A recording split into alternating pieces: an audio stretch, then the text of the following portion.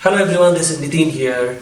Today in this watercolor tutorial, I'm going to talk about how you can transform your imagination into a beautiful watercolor painting.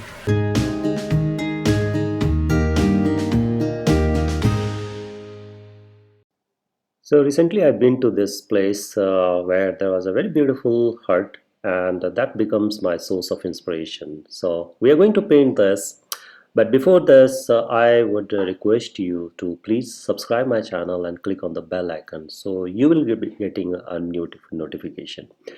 Right, so let's go ahead and sketch this beautiful hut which is there in my mind. Though I can take a photograph also, but the thing is, like, I just wanted to recall the memory, and I just wanted to memorize the moment, which is not there in in the photograph, but basically it's there in my experience and the moment which is there in my mind, how beautiful the time was, and the moment I spent that particular hut, which also serving very chilled beer, right? So we had a very good time there, and I want to bring that moment in this particular, the sketch or painting. Right, so that's the so this is the typically, you can make it. I mean, you definitely, you can just say, I mean, why not? I'll take a photograph and I can do that. But the thing is, if you're working from your imagination, it's not just about the referring some photograph or that particular subject, but this also becomes a moment, the moment you live in. So we just try to bring that up, and this is going to be in a very quick, very quick transformation of your imagination into a quick sketch. So this is the whole setup thing, and now you can say this was a bar, and pretty much beautiful, the hut. And what we are doing here is making a very quick sketch of it. There was bar counter, and the few people there was just enjoying their drinks and all. So that was really nice, and this is what actually I can recall that. And there was a lot of trees. There's a lot of greenery all around, and we are just focusing on those particular hut itself. So this is the paint. This is the sketch we have done it. Now this is the time when we can move to coloring part of this the sketch. Right. So what I'm doing is I'm just taking cerulean blue and mixing with olive green. Sorry, the indigo, and also using a little bit of burnt sienna. So I'm just utilizing all of these color and making a color palette. So now we will be working on the upper part of this hut.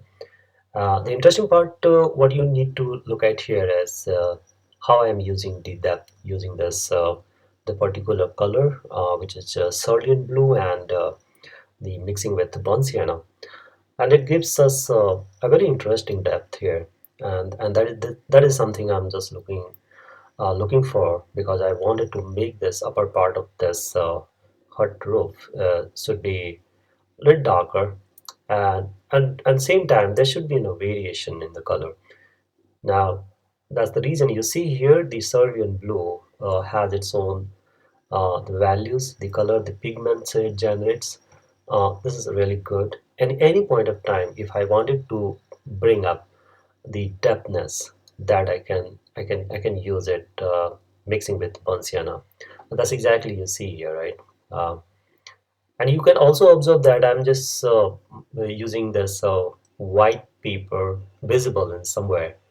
That gives us a kind of direction that how, I mean, it gives you an edge, which is actually extremely important, right? And wherever it is required, I'm using this depth here and there, um, and that's the use of it.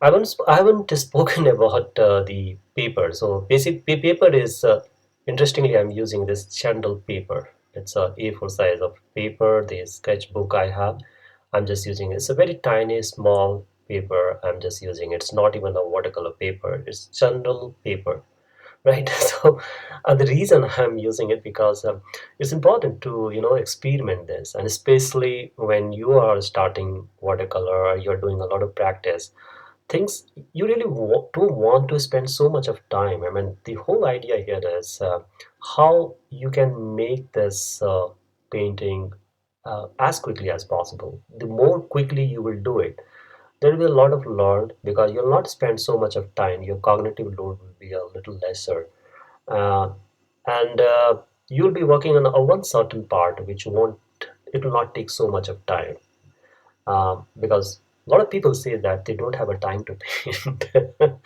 uh, and that's the reason they cannot practice the watercolor. And we know, right, how critical it is. If you wanted to learn watercolor, you'll have to spend some quality time with this. So let's say if you don't have a hour and two, practicing watercolor, then you can approach something like this where it's a tiny, small object you can take as a reference. Of course, I have taken this as my imaginative. I told you, I mean, I've been to one place and I really had a good fun. I could have taken one snap, and I've taken few snap also. But thing is, I wanted to make myself absolutely free, and I'm just recalling when I'm painting, when I'm painting this, I'm just recalling that memory. I can feel that moment, and stay. I mean, in that perspective, it gives me also freedom to not look at the reference image, but just fully concentrate on that moment where I was living. Right. So that is the kind of the imagination you can also have. And imagination, when you talk about the imagination, then there should not be any uh, restriction in the sense, when you are going and taking on a reference image, you will be overwhelmed with the various objects, shades, lights, and etc etc. So that I just wanted to eliminate, and I completely get into this, the my most important aspect of watercoloring. So you can see here, though it was kind of evening, it was evening, and I wanted to depict into this, and that's the reason I've just chosen this particular color scheme. Um, that gives me that gives me a feel of the evening, you know. So that's so you can absolutely, you're absolutely free to choose your color based on the moment you've been there, that any particular place or whatever it is. So that freedom I was talking about, when you're doing this. Now you see in this example, I'm just using this the variation of color using a certain lighter shades, little depth here. Like you can see here how I'm using this depth here a little bit on the bottom part of it. This was a counter, and a lot of people were there. People are asking for asking for their choices of beverage and stuff like that. Uh, and it was a wonderful environment, and and I'm just keep recalling that moment, right? Um some of the things which I don't want to replicate here, so I'm just making it off, just uh, just pouring some color here, like I'm just doing it here. There wasn't some object, there was a lot many other objects were there, but I just wanted to focus only on those things. The important aspect what you need to see here is, I'm not worried about any part of the areas where it scares me. Uh, I'm absolutely keeping myself free, just playing around with depth and the light. And that's exactly you see here. Um, Now I'm working on these, a couple of people there, though there was a lot of people, but I just wanted to make sure that I should not be overwhelmed you with the various character, various the figures and all. So otherwise it will be too much for you to adopt. But yeah, I mean, so there are the different, the expression may come, but for the simplification part aspect of it, I just wanted to keep this as simple as it is for you to consume and learn from this, right? So, so this guy, a couple of people there, I can relate myself. I was there, and I was just having a good time with my friend. So it was so now you can see here how I'm just giving a just the impression of it. There is a trouser and the person wearing red and the blue shirts or whatever it is, um, and the smart use of depth and light. I mean, initially, a lot of people they did not believe what I'm working on. That's the that's the behavior I've seen that, and I sometimes I'm also not not sure what I'm working on, but I have a very clear visibility that okay, what is going to be an end result, right? So now let's work on the other part of thing like we'll make a tree there. There was a lot of tree there, and we need to bring up there. So painting the tree is pretty much simple. If you wanted to make it a complicated, it is complicated. But I just wanted to make it a very effortless effort, very effortlessly. I want to make this. So I'm just using the edge of my brush. There is no much water in my brush, and literally I'm just using the edge of the brush to give a little bit of the color here and there, uh, which should do their job, right? Uh, the most important part creating tree and such kind of objects is you need to have the complete understanding of where the light should be, where the depth should be. Actually, the watercolor is all about the depth and the light. I've been keep telling and keep talking about in most of my videos, and if you have seen my other videos, because watercolor is all about that. Excuse me. So yeah, I mean it's all about the light and effect.